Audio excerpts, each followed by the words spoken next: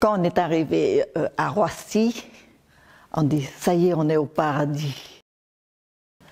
Je m'appelle Dany Thioune, je suis d'origine cambodgienne. Bon, je suis venue de Blanc-Ménil. J'ai grandi jusqu'à l'âge de 62, 74 ans. Bon, on vit en famille, tout ça. Après, enfin 1975, voilà, il y a la guerre civile, enfin le régime de Khmer Rouge, voilà, il arrive au pays, il nous fait quitter du pays, voilà, enfin quitter de notre maison plutôt. Après, on pose la question, pourquoi vous nous faites quitter notre maison? Il a dit, comme ça, pour nettoyer un coup de balai, comme ça, vous quittez pas trop longtemps, pour quelques jours seulement. Mais non, c'est 3 ans, 8 mois et 20 jours.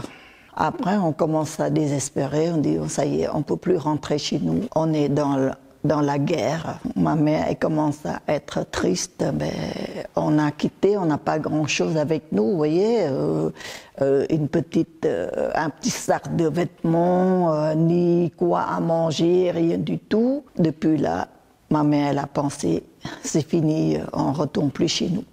On a vécu pendant quelques années pendant le régime de Khmer Rouge. Après, maman, elle a pensé, si on reste toujours au Cambodge, la guerre, il peut revenir un jour. Ma mère, elle a décidé de quitter le pays vers le mois avril-mai, par là, en 1979, pour revenir à la frontière thaï, parce qu'on a entendu qu'il y a des équipes Croix-Rouge qui nous accueillent pour aller au 3e pays.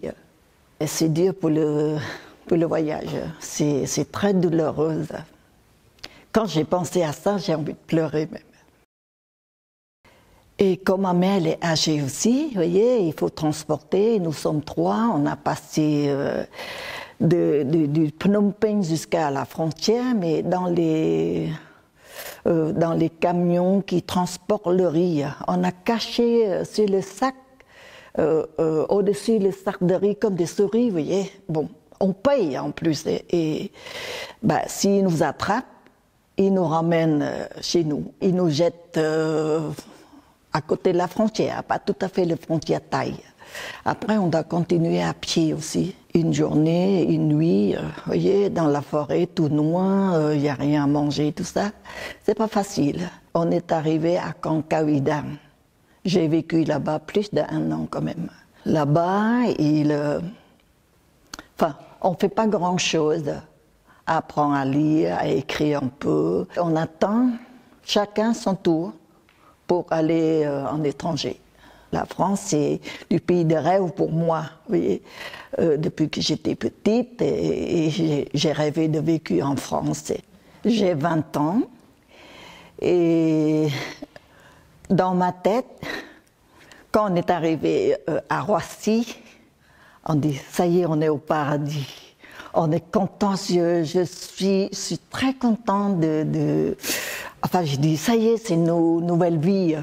C'est la France qui me donne la nouvelle vie. J'ai rêvé. Je dis, oh, quand même, il fait froid, quand même, la France. Le plus difficile, c'est surtout la langue aussi. Pour adapter comme les Français, bon, on vit toujours dans les familles cambodgiennes, vous voyez. Bon, à l'extérieur, on fait comme tout le monde, mais c'est difficile, c'est la langue, et pour chercher du travail aussi, c'est quand même dur. J'ai vécu ici 40 ans déjà, vous voyez, et j'ai vécu là-bas que 20 ans. Pour moi, ça manque aussi pas mal de choses, mais bon, comme je dis, qu'est-ce qui vous manque? La famille. Je pense toujours à mon père, comme j'ai vu mon père que l'âge de 14 ans, après il est décédé dans le régime de Khmer Rouge. Grâce à ma mère que je suis là, voilà, je suis très fière de mes parents, mais comme bon, le pays me manque toujours.